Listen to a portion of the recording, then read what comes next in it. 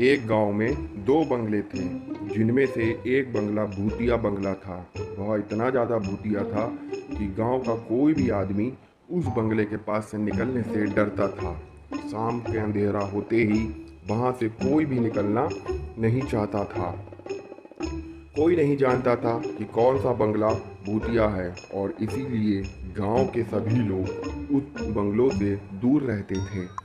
तभी इस बंगले का मालिक इस बात से इतना परेशान था कि वह समझ ही नहीं पा रहा था कि कौन सा बंगला भूतिया बंगला है।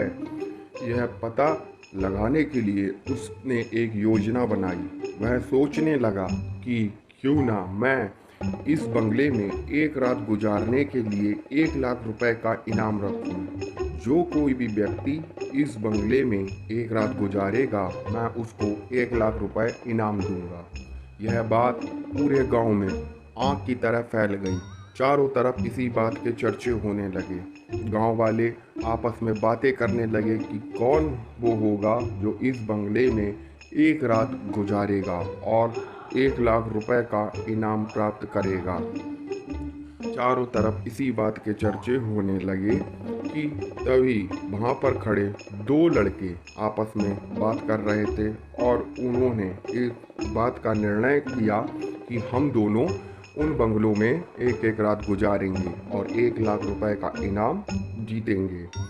दोनों दो केबिन और ब्रेयान इस बात का फैसला कर लेते हैं और उस बंगले के मालिक से कहते हैं कि हम इस बंगले में रात गुजारेंगे। वे दोनों उसी रात उस बंगले की ओर चले जाते हैं और दोनों अपने अपने बंगले को अच्छे से देखते हैं, और दोनों आपस में कहते हैं कि तुम उस बंगले में और मैं इस बंगले में रात गुजारेंगे।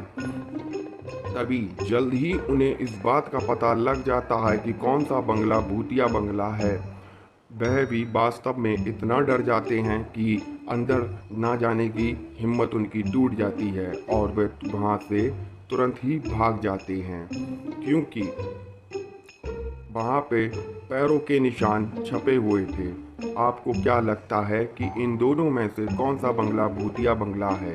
बंगला नंबर 1 या बंगला नंबर 2?